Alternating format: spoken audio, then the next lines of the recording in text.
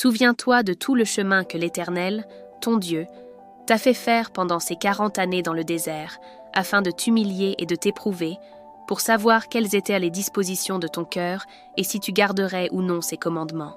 Il t'a humilié, il t'a fait souffrir de la faim, et il t'a nourri de la manne que tu ne connaissais pas, afin de t'apprendre que l'homme ne vit pas de pain seulement, mais de tout ce qui sort de la bouche de l'Éternel.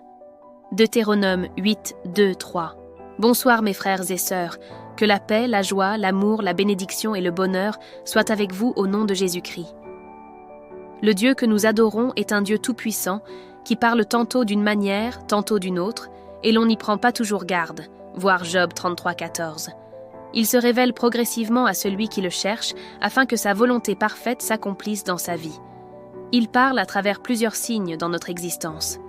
Ainsi, si nous sommes attentifs et connectés à la parole de Dieu, conformément à ce qui est écrit dans Matthieu 4, 4, « L'homme ne vivra pas de pain seulement, mais de toute parole qui sort de la bouche de Dieu », nous recevrons le discernement nécessaire pour interpréter les signes de Dieu et marcher avec assurance dans les desseins qu'il a tracés pour nous.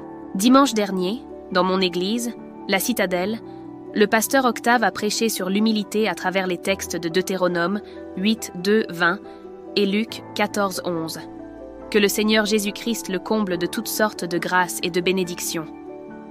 En effet, ce message correspond parfaitement au désert spirituel que nous traversons actuellement, tout comme ce fut le cas pour le peuple d'Israël dans le désert. Dieu permet ces périodes afin que nous nous nourrissions davantage de sa parole. Il nous donne également l'occasion d'expérimenter la puissance de la foi à travers l'humilité, afin que nous tendions vers la stature parfaite de Christ, selon ce qui est écrit dans Éphésiens 4, 13. Jusqu'à ce que nous soyons tous parvenus à l'unité de la foi et de la connaissance du Fils de Dieu, à l'état d'homme fait, à la mesure de la stature parfaite de Christ. Effectivement, la foi est une ferme assurance des choses que l'on espère, et une démonstration de celles que l'on ne voit pas. Pour nous permettre d'en expérimenter la puissance, Dieu nous place parfois dans un désert où nous ne pouvons compter que sur lui et reposer toute notre espérance sur Jésus-Christ, notre Seigneur et Sauveur, à travers sa parole véritable.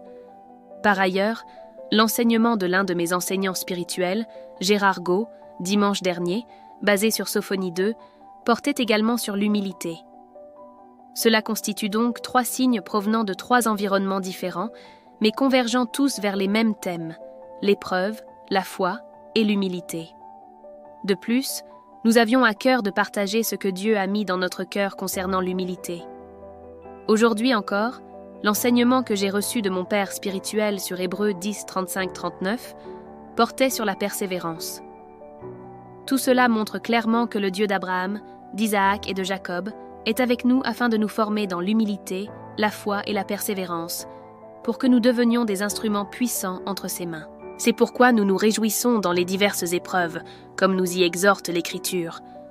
Mes frères, regardez comme un sujet de joie complète les diverses épreuves auxquelles vous pouvez être exposés, sachant que l'épreuve de votre foi produit la patience. Mais il faut que la patience accomplisse parfaitement son œuvre, afin que vous soyez parfaits et accomplis, sans faillir en rien. Jacques 1, 2, 4. Mes frères et sœurs, le Dieu que nous adorons résiste réellement aux orgueilleux et fait grâce aux humbles, selon Jacques 4, 6. L'orgueil prend plusieurs formes et se manifeste de diverses manières. Cependant, le Dieu Tout-Puissant, celui qui sonde les cœurs et les reins, connaît toutes choses. Il accorde également à l'homme spirituel, celui qui se nourrit de nourriture solide, la capacité d'en discerner certaines manifestations. Pouvons-nous accomplir la volonté de Dieu sans être en contact avec sa parole? Pouvons-nous être des guides spirituels sans être nous-mêmes des exemples à suivre dans la communauté chrétienne, conformément à ce qui est écrit dans 1 Pierre 5, 3, en étant les modèles du troupeau? Pouvons-nous nous moquer de Dieu sans subir sa correction, alors qu'il est écrit que nous ne devons pas être une pierre d'achoppement pour ceux qui sont faibles dans la foi? Dieu cherche justement un homme selon son cœur afin de délivrer son peuple, comme il est écrit dans Ézéchiel 22, 30. Je cherche parmi eux un homme qui élève un mur, qui se tienne à la brèche devant moi en faveur du pays, afin que je ne le détruise pas. Mais je n'en trouve point. N'oublions pas que nous ne combattons pas contre la chair et le sang, mais contre les principautés, contre les puissances, contre les dominateurs des ténèbres de ce siècle, et contre les esprits méchants dans les lieux célestes, voir Éphésiens 6:12. Lorsque le roi David déclare dans le psaume 59:2 « Mon Dieu, délivre-moi de mes ennemis, protège-moi contre mes adversaires », il n'avait pas encore la pleine révélation que ces véritables ennemis étaient aussi les puissances des ténèbres et les esprits méchants. Mais à nous, Dieu a accordé son esprit. Comme il est écrit dans Jean 16:13, l'esprit de vérité nous conduit dans toute la vérité. Ainsi, nous pouvons discerner les œuvres de l'esprit de celles de la chair. Encore un peu de patience, et la volonté de Dieu s'accomplira parfaitement au sein de son Église.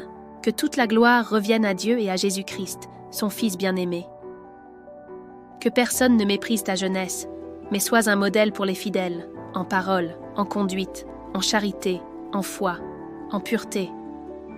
Veille sur toi-même et sur ton enseignement, persévère dans ces choses, car en agissant ainsi, tu te sauveras toi-même et tu sauveras ceux qui t'écoutent. 1 Timothée 4:12-16